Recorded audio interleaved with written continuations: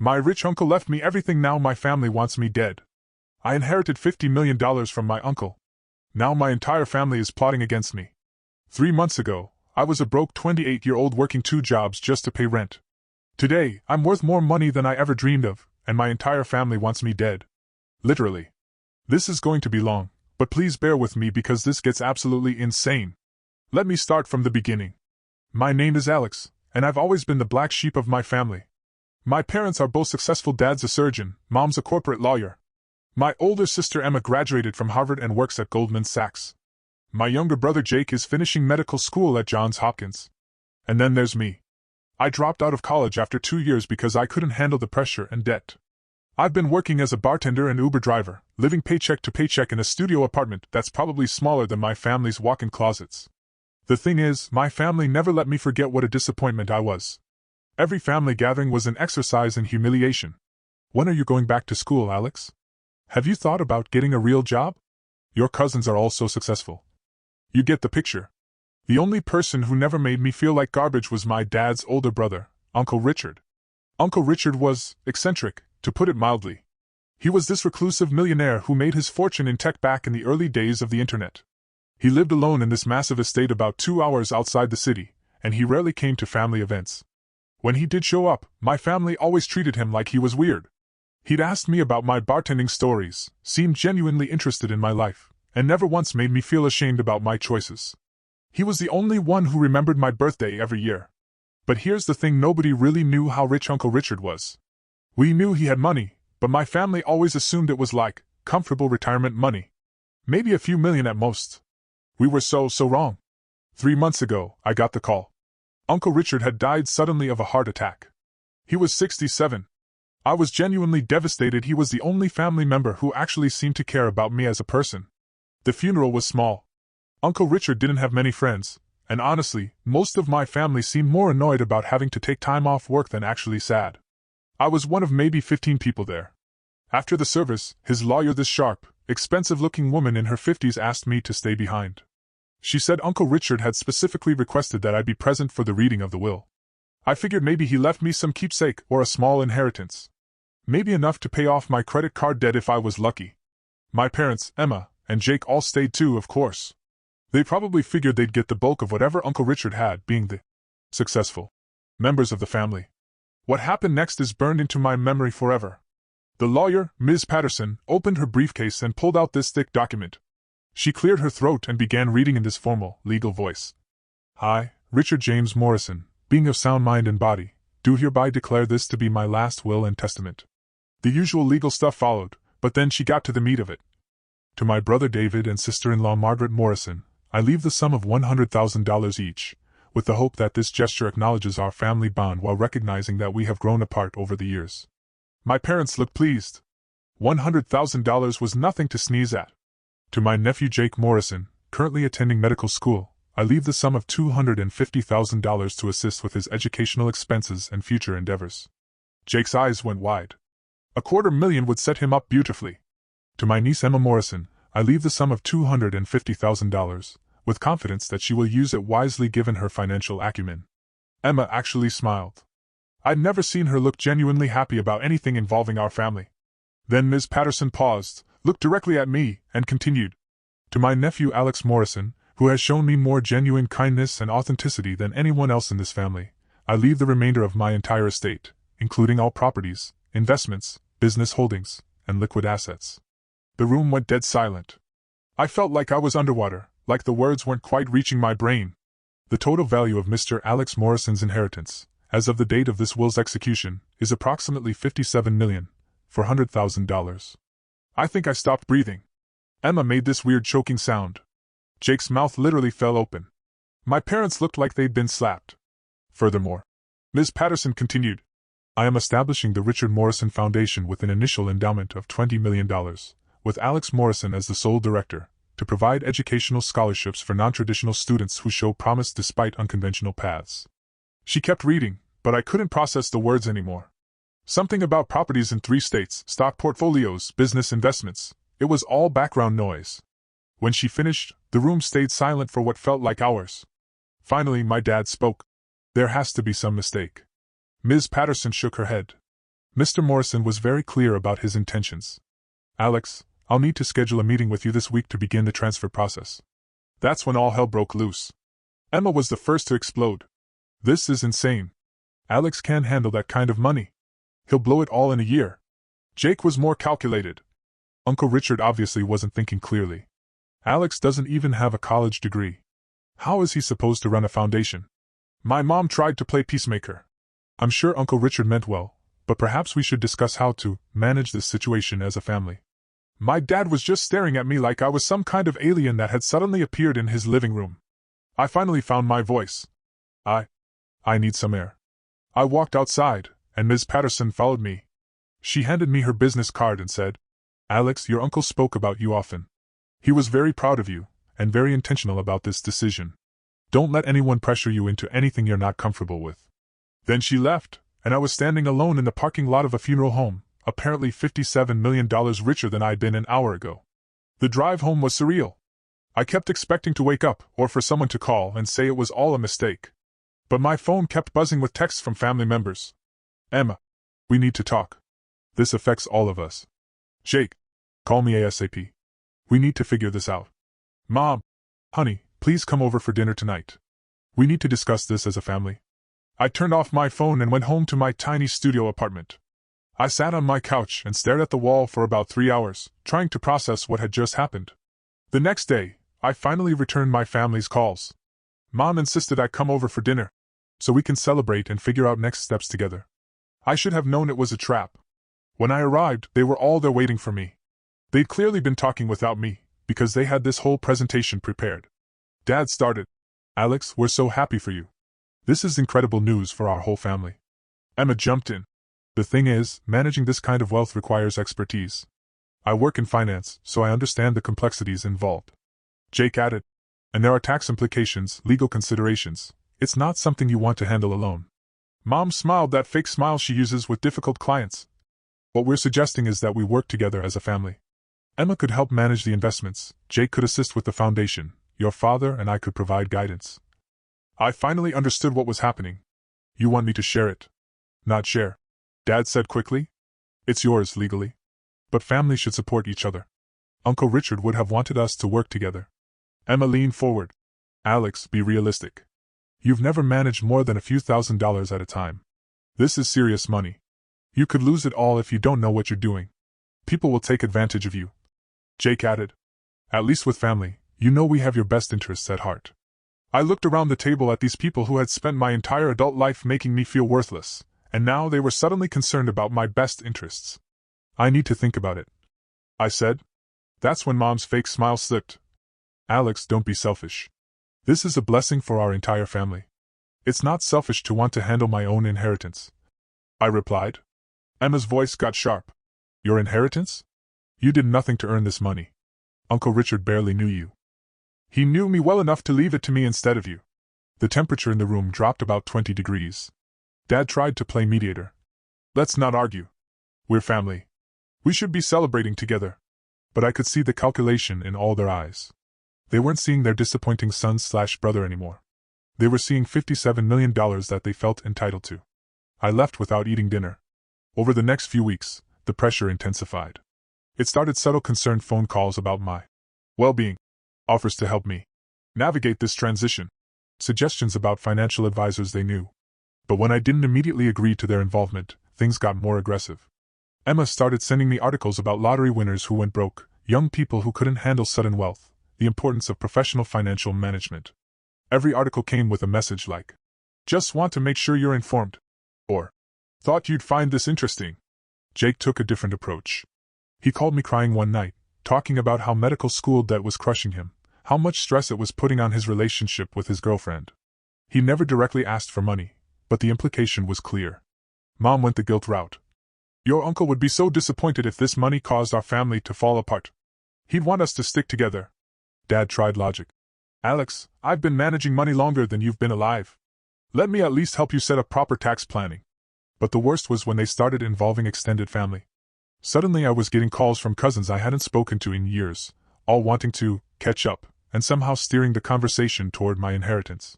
My aunt, Uncle Richard's ex-sister-in-law, called to tell me that Uncle Richard had always talked about wanting to help the whole family, not just one person. It was relentless. Finally, I called Ms. Patterson and asked to meet. I needed to understand my legal obligations and options. Her office was in this gleaming downtown tower. Everything about it screamed expensive, which made sense given what Uncle Richard's estate was probably paying her. "Alex," she said as I sat down, "how are you holding up? Honestly? I feel like I'm going crazy. My family is making me feel guilty for accepting an inheritance that isn't even officially mine yet." She nodded knowingly. "This is unfortunately common in situations like this. Your uncle anticipated there might be pressure." "What do you mean?" She pulled out another document. Richard left specific instructions about how to handle family pressure. He was quite concerned that his decision might cause conflict. She handed me a letter in Uncle Richard's handwriting. "Alex, if you're reading this, it means I'm gone and you're probably dealing with some pushback from the family. I want you to know that my decision was not made lightly or impulsively. I've watched you for years, and I've seen something in you that the others don't recognize: authenticity, kindness, and resilience. You've faced more real challenges than your siblings ever have, and you've remained a good person despite having every reason to become bitter. Your parents and siblings are good people in their own ways, but they've never had to struggle. They don't understand the value of money or the responsibility that comes with it. You do. I'm not leaving you this money because I pity you or because I want to punish the others. I'm leaving it to you because I trust you to use it wisely and to remain yourself despite having it. Don't let anyone make you feel guilty about this. You didn't ask for it, but it's yours now. What you do with it is up to you, but please don't let the family pressure you into decisions that don't feel right. Be generous, but be smart. Help others, but don't let anyone take advantage of your good nature. I'm proud of you, Alex. I always have been. Uncle Richard." I had to stop reading halfway through because I was crying too hard to see the words. Ms. Patterson gave me a few minutes to compose myself, then continued. "Your uncle also left specific instructions about the inheritance structure. The bulk of your inheritance is in a trust that gives you significant flexibility while protecting the assets from poor decisions, either yours or anyone else's." "What does that mean?" "It means that while the money is legally yours, there are some built-in safeguards. You can't lose it all gambling or give it all away on a whim. But you have full access to the income it generates, plus reasonable access to the principal for major purchases or investments." "How much income are we talking about?" "Based on current performance, approximately $2.8 million annually. That's yours to do whatever you want with." $2.8 million. Per year. I was still earning less than $30,000 annually working 2 jobs. "There's more," she continued. "Your uncle established a separate discretionary fund of $5 million that you can use however you see fit, including helping family members, if you choose to do so. But the key word is choose." She leaned forward. "Alex, you need to understand something. This money doesn't obligate you to anyone. Your uncle's gift came with no strings attached to your family. Any obligations you take on are your choice. But they're my family. And they'll still be your family whether you give them money or not. The question is, what kind of relationship do you want with them moving forward?" That weekend, my family cornered me again. This time, they'd clearly coordinated their approach. Dad started. "Alex, we've been patient, but it's been 3 weeks. We need to make some decisions about how to handle this windfall." "Actually," I said, "I've been meeting with Ms. Patterson. I understand the inheritance structure now, and I'm comfortable managing it myself." Emma's professional mask slipped. "You met with the lawyer without us? We're your family. We should be involved in these decisions." "Why?" I asked. "It's my inheritance." Jake tried his reasonable voice. "Because you don't have experience with this stuff, Alex. You're going to make mistakes. Maybe. But they'll be my mistakes to make." Mom looked hurt. "Alex, we just want to help. We love you. Where was this love when I was struggling to pay rent? Where was this support when I was working 70-hour weeks just to survive?" Dad's voice got stern. "That's unfair. We offered to help you many times. You offered to help me become someone else. Someone you approved of. You never offered to help me as I was." Emma stood up. "This is ridiculous. Uncle Richard barely knew you. He saw you maybe 5 times in the last 10 years. Apparently that was enough. You're being selfish and stupid," she snapped. "You're going to blow through this money in 5 years and then come crying to us for help." Jake tried to be the voice of reason. "Alex, just think about it logically. What can you possibly need $50 million for? Even if you kept half and shared the rest with family, you'd still be set for life. It's not about what I need. It's about what Uncle Richard wanted." Mom started crying. "Your uncle would be heartbroken to see his money tearing our family apart. His money isn't tearing us apart. Your attitude about his money is. Dad slammed his hand on the table. Damn it, Alex. Stop being so stubborn. We're trying to help you. No, I said, standing up. You're trying to help yourselves. There's a difference. I left, and this time Emma followed me outside. You know what? She said, her professional composure completely gone. Fuck you, Alex. Fuck your martyr complex and fuck your sudden self-righteousness. You've been a loser your entire life, and now you think you're better than us because some eccentric old man felt sorry for you? I turned around. Is that really what you think? That he felt sorry for me? What else could it be? You've accomplished nothing. You have nothing to offer. The only reason you got this money is because Uncle Richard pitted the family disappointment. Her words hit like physical blows, but something inside me had changed. 3 weeks of having $57 million had given me something I never had before, the security to stand up for myself. You know what, Emma? Maybe you're right. Maybe Uncle Richard did pity me. But he also trusted me. He saw something in me that none of you ever bothered to look for. And honestly, that feels pretty good. I got in my car and drove away, leaving her standing in the driveway. That was the last civil conversation I had with any of them for weeks. The escalation.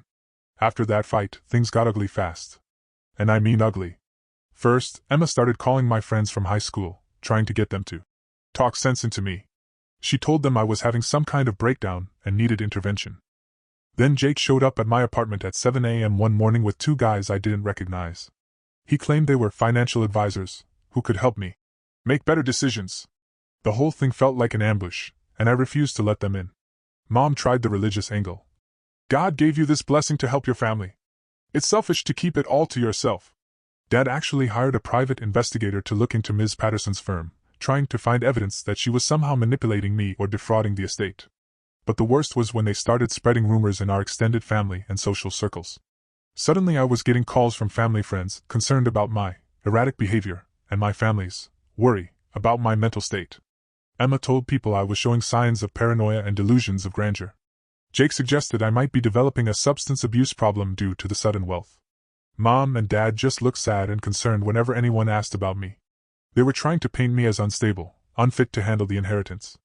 I realized they were probably hoping to build a case for some kind of legal intervention. That's when I understood. They weren't just pressuring me to share. They were actively trying to take it away from me. I called Ms. Patterson in a panic and told her what was happening. She wasn't surprised. Unfortunately, this is more common than you'd think. When there's this much money involved, people can become creative in their approaches. Can they actually do anything? Legally, I mean? It would be difficult. Your uncle was very thorough in documenting his mental competence when he made the will, and there's no legal requirement for you to share an inheritance. But they could try to prove you're mentally unfit to manage the money.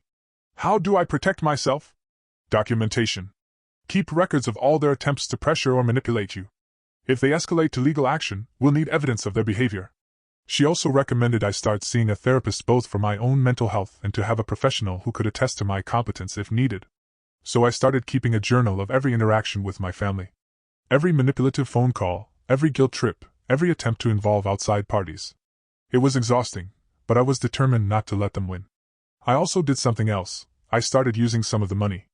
Not frivolously, I didn't buy a mansion or a fleet of sports cars. But I moved out of my studio apartment into a nice 2-bedroom place. I quit both my jobs. I bought a reliable car to replace my ancient Honda that broke down every other week. For the first time in my adult life, I wasn't stressed about money. I could sleep without worrying about rent. I could buy groceries without calculating every penny. It was incredible. But I also started the foundation Uncle Richard had envisioned. I hired a consultant to help me structure it properly, and I began reaching out to organizations that worked with non-traditional students. The first scholarship recipient was a 35-year-old single mother who was trying to finish her nursing degree. When I called to tell her she'd been selected, she cried on the phone. That's when it really hit me. This money wasn't just about me. Uncle Richard had trusted me to do good with it, and I was finally understanding what that meant. About 6 weeks into this nightmare, something happened that changed everything. I was having lunch with my therapist, Dr. Sarah Chin, when my phone buzzed with a text from Jake. We need to talk. I have something to tell you about Uncle Richard. Meet me at Coffee Bean on 5th Street at 3 p.m. Come alone. I showed Dr. Chin the message. She frowned. That sounds ominous. Are you comfortable meeting him alone? I don't know. But I need to find out what he knows. I arrived at the coffee shop early and found a table where I could see the entrance. Jake showed up 10 minutes late, looking nervous and guilty. "Thanks for coming," he said, sitting down without ordering anything. "What's this about, Jake?" He took a deep breath. "Alex, I need to tell you something about Uncle Richard, and about why he really left you the money." My stomach dropped. "What are you talking about? Do you remember when you were in high school, and you went through that rough patch? When you were drinking and getting in trouble, and Mom and Dad sent you to stay with Uncle Richard for the summer?" I remembered. I was 17, angry at the world, making terrible decisions. My parents were at their wits' end, and Uncle Richard had offered to let me stay at his estate for a few months to get my head straight. "Yeah, I remember." "So what?" Jake shifted uncomfortably.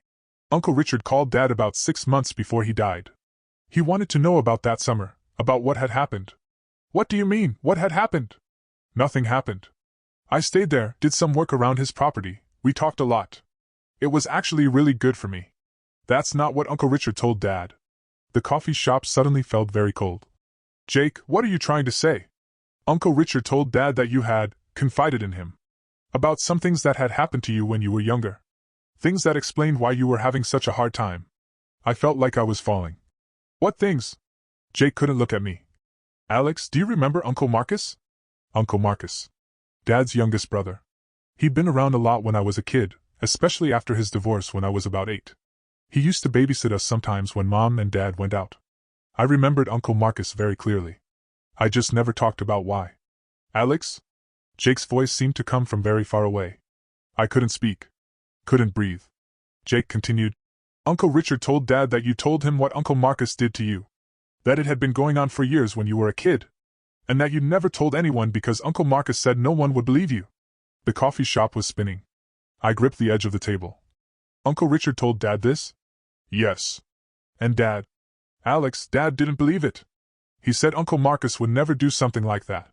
He said Uncle Richard was probably getting confused in his old age, or that maybe you had made it up for attention."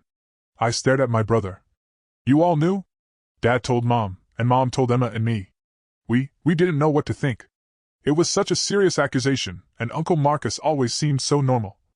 "So you decided I was lying?" "We didn't decide anything. We thought maybe it was a misunderstanding, or maybe Uncle Richard had misinterpreted something you said. I was 8 years old when it started, Jake. What could I have misunderstood?" He finally looked at me, and I saw tears in his eyes. "Alex, I'm so sorry. I think we wanted not to believe it because it was easier than dealing with the truth." I stood up, my legs shaky. "How long have you known this?" "About 5 months. And none of you thought to ask me about it? To see if I was okay? To offer support or therapy or anything? We didn't know how to bring it up. But you knew how to bring up my inheritance. You figured out how to talk about that just fine." Jake was crying now. "Alex, I think Uncle Richard left you the money because he was the only one who believed you. The only one who understood why you struggled so much, why school was hard, why you had trouble with relationships." I felt everything clicking into place. Uncle Richard's kindness toward me. His patience when others saw only failure. His understanding when I couldn't explain my own behavior. He had seen a hurt child in a broken man, and he had tried to give me something that no one else ever had: security, safety, and the knowledge that someone believed me and valued me. "Does Uncle Marcus know that you know?" I asked. Jake shook his head. "He moved to Arizona years ago. We barely talk to him anymore." "Convenient." I started walking toward the door. "Alex, wait," Jake called after me. "I'm sorry. We're all sorry. We should have handled this differently." I turned back. "You're not sorry about how you handled this, Jake. You're sorry that it changes everything about why Uncle Richard left me the money. You're sorry because now you can't pretend I didn't deserve it. That's not true. Isn't it? You've spent 6 weeks trying to convince me that I didn't earn this inheritance, that Uncle Richard barely knew me, that it was just random luck or pity. But now you know it wasn't random at all. He left me this money because he was the only person in our family who gave a damn about what happened to me." I walked out, leaving Jake sitting alone at the table. That night, I drove to my parents' house. I didn't call first. I just showed up and rang the doorbell. Mom answered, took one look at my face, and knew. "Oh, Alex. We need to talk. All of us." Dad appeared behind her. "Alex, maybe this isn't the best time." "It's the perfect time. Jake told me about your conversation with Uncle Richard." They both went pale. "Living room." "No." We sat down in the same room where they tried to pressure me into sharing my inheritance. The irony wasn't lost on me. How long? I asked. Dad cleared his throat. Alex, you have to understand, it was such a shock. How long have you known? About 6 months, Mom whispered. 6 months. And in all that time, not one of you thought to ask me if I was okay. Not one of you thought to offer support or counseling or even just acknowledgement. Dad tried to explain. We didn't know if it was true. You didn't want to know if it was true. There's a difference. Mom was crying. We just couldn't believe Marcus would. But you could believe I would lie about it. We never said you were lying. You didn't have to say it. Your silence said it for you. I stood up and started pacing. Do you have any idea what it was like? Being 8 years old and having someone you trusted hurt you, and then being told that no one would ever believe you if you told? They both looked stricken. Do you know what it was like growing up thinking I was broken? Thinking there was something wrong with me that made bad things happen? Thinking I deserved it? Alex. Mom reached toward me, but I stepped back. And then, finally, someone believed me. Uncle Richard listened, and he believed me, and he understood why I struggled. He saw past the failure and the disappointment, and recognized that maybe, just maybe, I wasn't broken. Maybe I was just hurt. Dad was crying now too. Son, we're so sorry. Are you? Are you really? Because 6 weeks ago you were all convinced I didn't deserve Uncle Richard's money. You were all certain he'd made a mistake, that I couldn't handle it, that I wasn't worthy of it. We were wrong. Mom sobbed. You were wrong about a lot of things. But you know what the worst part is? Even now, even after Jake told you why Uncle Richard really left me this money, your first instinct still isn't to ask if I'm okay or if I need help processing this. Your first instinct is probably to figure out how this affects your chances of getting some of that money. That's not fair, Dad protested. Isn't it? Prove me wrong. Tell me the first thing you thought when Jake told you what he'd learned. They couldn't answer. That's what I thought. I headed toward the door. Alex, please, Mom called after me. We love you. We want to make this right. I stopped with my hand on the doorknob.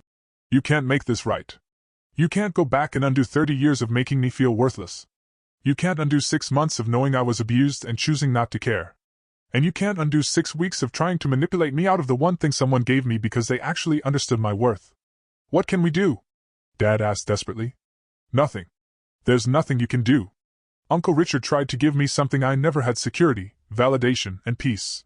And you've spent 6 weeks trying to take that away from me. I opened the door. The really sad thing is, if you had just been happy for me, if you had just celebrated with me instead of immediately trying to figure out how to profit from my good fortune, I probably would have shared some of it with you eventually. Because despite everything, you're still my family. And now? Mom whispered. Now I understand why Uncle Richard structured the inheritance the way he did. He knew exactly what kind of people you are. I left them sitting in their living room, crying. The aftermath. Word about Uncle Marcus spread quickly through the family. Not from me, I never told anyone else. But somehow, people found out. Maybe Jake told Emma. Maybe my parents told someone. Maybe Uncle Richard had confided in other people before he died. I don't know, and I don't care. What I do know is that the pressure about the inheritance stopped almost immediately. Emma called to apologize, but it felt hollow and rehearsed. Jake kept trying to check in on me, clearly feeling guilty about his role in everything. Mom and Dad sent cards and flowers and asked me to come to dinner, but I wasn't ready. Uncle Marcus, apparently, got wind of what was happening and sent me a long letter denying everything and claiming I was making it up for money. I threw it away without finishing it. The weird thing is, I felt lighter. For 30 years I'd carried this secret, this shame, this feeling that I was somehow damaged. Uncle Richard believing me had started the healing process, but confronting my family about their response had finished something important. I was angry at them, yes. Hurt and disappointed and probably permanently changed in how I saw them. But I was also free. Moving forward. It's been 3 months since the confrontation with my family. I've had limited contact with them, though they keep trying to rebuild the relationship. I've been in therapy twice a week, working through not just the childhood abuse but also the complex grief of losing the only family member who truly understood me, and the bizarre guilt that comes with sudden wealth. I've also been pouring myself into the foundation. We've awarded scholarships to 12 students so far, and I'm working on establishing partnerships with community colleges and trade schools. The foundation has become my passion project, but it's also been healing. Every time I meet with a scholarship recipient, a teenage mom trying to become a teacher, a former addict working toward addiction counseling certification, a 50-year-old man finally pursuing his GED, I see a piece of my own story reflected back. These are people who've been written off, counted out, told they don't have what it takes. Just like I was. Uncle Richard's money isn't just supporting their education, it's giving them the same thing he gave me, the security to become who they're meant to be, instead of who others expect them to be. As for my family, it's complicated. Jake and I text occasionally. He seems genuinely remorseful, and he's been going to therapy too. We're not close, but we're not hostile. Emma sent me a formal apology letter that read like it was written by her lawyer, but she also quietly donated $10,000 to the foundation. I'm not sure if it's guilt money or genuine support, but I accepted it either way. Mom calls once a week. I don't always answer, but when I do, she's stopped asking about the money. She mostly just asks how I'm doing, tells me she loves me, and says she hopes I can forgive them someday. Dad is struggling the most. I think he's realized that his reaction to Uncle Richard's revelation says something fundamental about who he is as a person and as a father. He's written me several letters that he's never sent. Jake told me about them. I'm not ready to deal with his guilt yet. The truth is, I don't know if I'll ever fully forgive them. Not for not believing me initially, I understand that was a shock and hard to process. But for knowing about it for 6 months and choosing to do nothing. For spending 6 weeks trying to manipulate me out of my inheritance while knowing exactly why Uncle Richard had left it to me. That level of selfishness and callousness, it's hard to come back from. But here's where the story gets even crazier, because apparently I'm not done being surprised by my family. 2 weeks ago, I got a call from Ms. Patterson asking me to come to her office. She said she had something important to discuss about Uncle Richard's estate. I figured it was just paperwork or tax stuff, but when I arrived, there was another woman waiting with her, someone I'd never met. Ms. Patterson introduced her as Sarah Mitchell, Uncle Richard's former housekeeper and companion for the last 10 years of his life.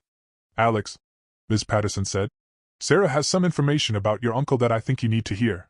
Sarah was probably in her 60s, with kind eyes and calloused hands. She looked nervous but determined. Mr. Alex, she said, Mr. Richard, he talked about you all the time. Especially in his last few months. He was so worried about what would happen to you after he was gone. Worried how?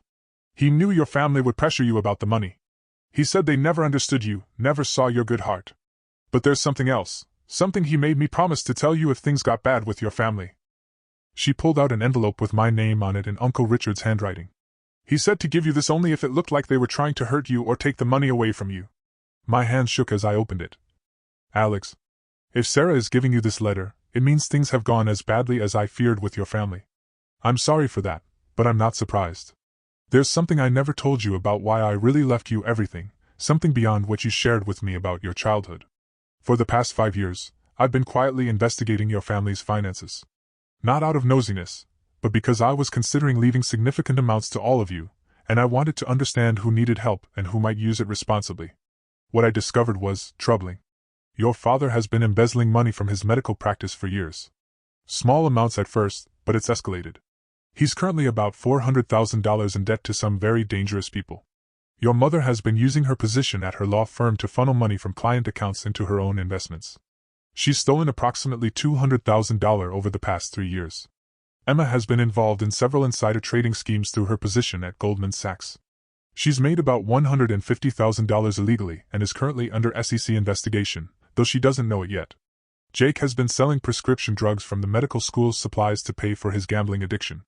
He owes bookies approximately $75,000. I have documentation of all of this, which I'm leaving with Sarah. The reason I'm telling you is not to hurt you or to turn you against your family, but to help you understand why I couldn't leave them large amounts of money. They're all in serious financial and legal trouble, Alex. They need help, but they need the kind of help that money can't provide. They need to face consequences, get treatment, and rebuild their lives honestly. If you choose to help them after reading this, that's your decision. But please understand that their desperation for your inheritance isn't just greed, it's desperation to escape the consequences of their own actions. I'm trusting you with this information because you're the only one in the family with the integrity to handle it properly. Whatever you decide to do, I'm proud of you. Uncle Richard. P.S. The private investigator's files are in Sarah's possession. Use them wisely. I couldn't speak for a full minute after finishing the letter. Sarah and Ms. Patterson waited patiently while I processed this bombshell. Is this real? I finally asked. Sarah nodded sadly. Mr. Richard, he was very thorough. He had this investigator, Mr. Chin, working for months. Everything is documented. Ms. Patterson added. I've reviewed the files. The evidence is substantial. I felt like I was in some kind of fever dream. So when they were pressuring me about the inheritance, they weren't just being greedy. Ms. Patterson finished. They were desperate. I asked Sarah for copies of all the documentation, and I spent the next week going through everything. It was all there. Bank records, recorded phone calls, photographs, email trails. Uncle Richard's private investigator had been incredibly thorough. Dad's embezzlement was particularly bad. He'd been taking money from the practice's accounts to pay gambling debts, then taking more money to cover up the missing money, then more to pay the interest on loans from loan sharks. It was a classic spiral, and he was in deep. Mom's theft was more sophisticated but just as damaging. She'd been using client money for high-risk investments, planning to put it back when they paid off. But when the investments went bad, she'd taken more to try to recover the losses. Emma's insider trading was exactly what you'd expect from someone in her position who thought she was too smart to get caught. And Jake's gambling addiction explained so much about his behavior over the past few years. The mood swings, the financial stress, the desperate edge when he talked about money. They were all criminals. They were all addicts in their own ways. And they were all facing serious consequences if their situations came to light. No wonder they wanted my inheritance so badly. But here's the thing, despite everything they'd put me through, despite their selfishness and manipulation, I still couldn't just watch my family destroy themselves. So I made a decision that Uncle Richard probably wouldn't have approved of, but that felt right to me. I called each of them and asked them to meet me at a neutral location, a conference room I rented at a downtown hotel. I told them I had something important to discuss about the family situation. They all showed up, probably hoping I'd finally come around about sharing the inheritance. When they walked into the conference room and saw me sitting at the head of a long table with folders in front of each chair, they knew something was wrong. "Sit down," I said. "We need to talk."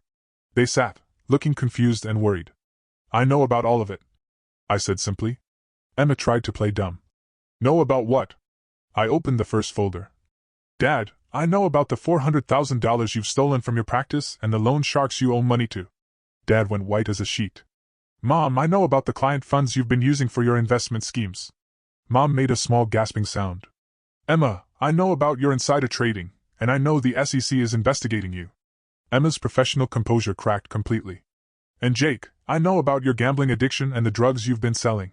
Jake put his head in his hands. "Uncle Richard knew too. That's why he didn't leave you any real money. That's why he left everything to me." The room was dead silent.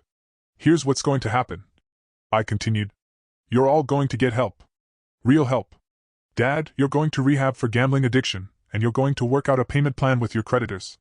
Mom, you're going to therapy and you're going to make full restitution to your clients. Emma, you're going to come clean to the SEC and cooperate with their investigation. Jake, you're going into treatment for gambling addiction and you're going to report yourself to the medical board." Emma found her voice. "Are you insane?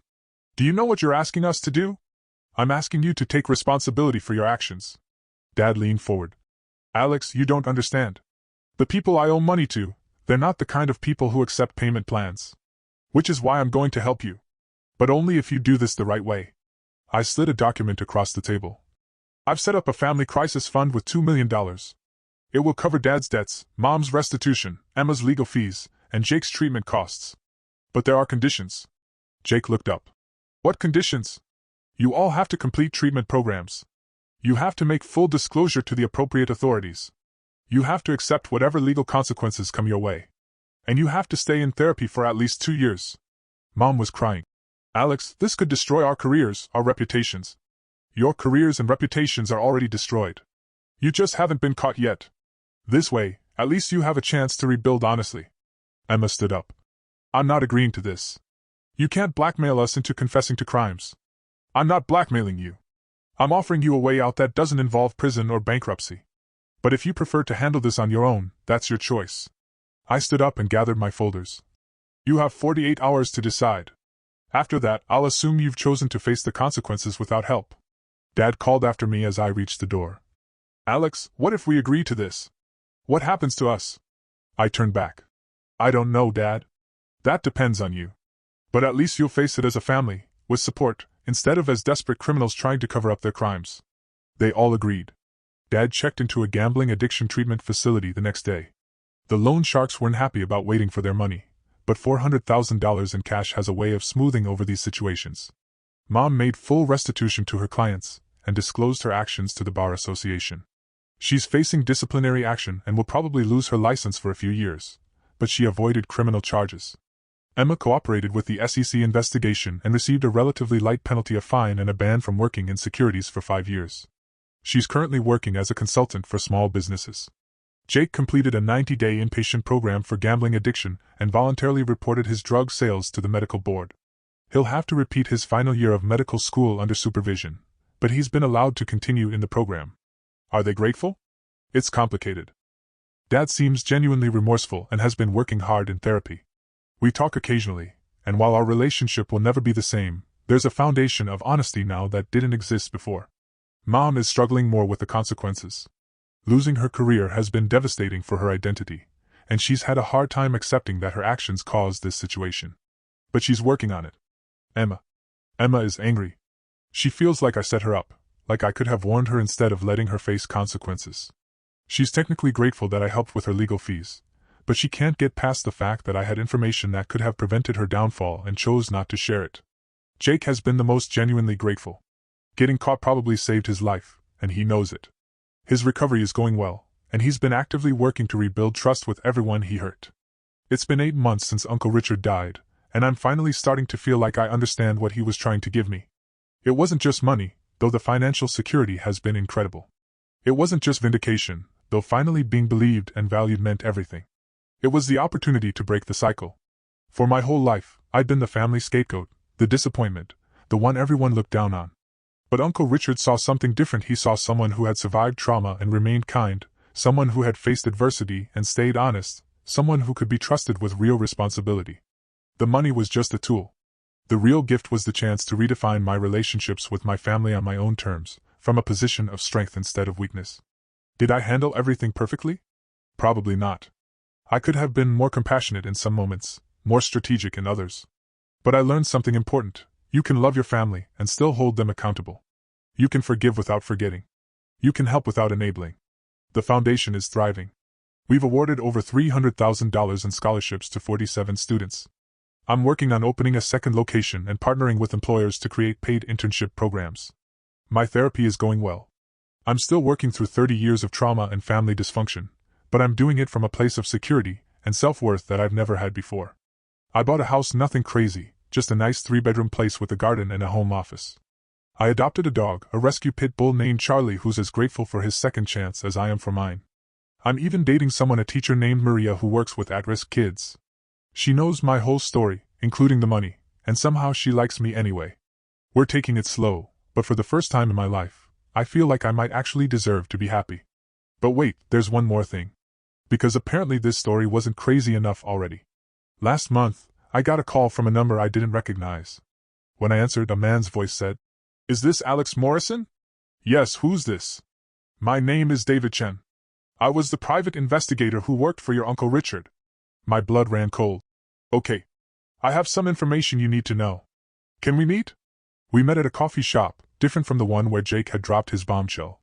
Chen was a small, neat man in his 50s who looked exactly like what you'd expect a private investigator to look like. "Alex," he said, "there's something your uncle didn't include in his letter to you. Something he made me promise not to reveal unless you were in danger." "What kind of danger?" "Your Uncle Marcus. He didn't just move to Arizona. He moved there because he was fleeing statutory rape charges in another state. There's a warrant out for his arrest." I felt sick. "How long has Uncle Richard known this?" "About 2 years. He's been tracking Marcus, documenting his crimes, working with law enforcement in multiple states to build cases against him." Chin pulled out another folder. "There are at least 6 other victims that we know of. Marcus has been moving around the Southwest, working at schools and youth programs, continuing to abuse children." "Oh God. Your uncle wanted to protect you from having to deal with this while you were processing everything else, but he also wanted to make sure Marcus faced justice. He left specific instructions about what to do with this information." "What instructions?" "He wants you to decide whether to come forward as a witness. Your testimony, combined with the other evidence, would be enough to put Marcus away for the rest of his life." I stared at the folder, knowing it contained details about other children who had suffered what I'd suffered. "There's more," Chen continued. "Marcus reached out to your family after your uncle died. He's been asking questions about the inheritance, about you. He seems to think you might be vulnerable with all this new money. You think he tried to contact me? I think he's desperate and dangerous. And I think your uncle wanted you to be prepared." I took the folder. "What do you think I should do?" "I think your uncle trusted you to make the right choice. For yourself and for the other kids Marcus might hurt if he's not stopped." I've been sitting with this information for 3 weeks now. I've read every police report, every victim statement, every piece of evidence that Uncle Richard and Mr. Chen compiled. Marcus has left a trail of damaged children across 4 states. He's currently working at a community center in Phoenix that runs after-school programs for low-income kids. My therapist says the choice has to be mine, but that coming forward might be healing for me and protective for other potential victims. The prosecutor in Arizona says my testimony would likely be the key piece that convinces a jury to convict. Marcus sent me a Facebook message last week. Just a simple, "Hey Alex, heard about your good fortune. Would love to catch up sometime." It made my skin crawl, but it also made me angry in a way I haven't felt before. He's not done hurting kids. And he thinks I'm still the scared, broken child who was too afraid to speak up. I'm not that child anymore. I'm testifying. I called the prosecutor yesterday and told her I'm ready to come forward. The trial is scheduled for next month. My family knows what I'm doing, and for the first time in this entire ordeal, they're all supporting me unconditionally. Dad offered to fly out with me for moral support.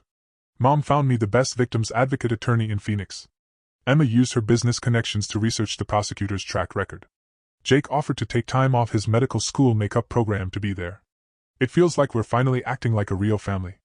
I'm terrified about testifying, about facing Marcus again, about having my childhood trauma dissected in a courtroom.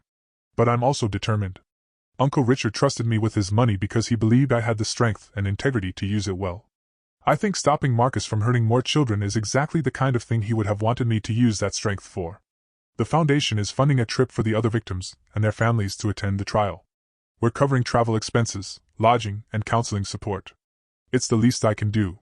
So that's my story, Reddit. 8 months ago I was a broke bartender who felt worthless and alone. Today I'm a millionaire, a foundation director, a crime victim turned witness, and someone who's finally learning what it means to have real family relationships. Uncle Richard's gift wasn't just money. It was the chance to discover who I really am when I'm not constantly struggling to survive. It was the security to stand up to people who'd been taking advantage of me my whole life. It was the resources to help other people the way I'd always wanted to help but never could afford to. But most importantly, it was the knowledge that at least one person saw my worth when everyone else saw only my failures. I miss him every day, but I'm trying to live in a way that would make him proud. The trial starts in 3 weeks. Marcus will probably go to prison for the rest of his life. My family is finally dealing honestly with their problems. The foundation is changing lives. And me? I'm finally becoming the person Uncle Richard always believed I could be. Sometimes the best revenge isn't getting even, it's getting better.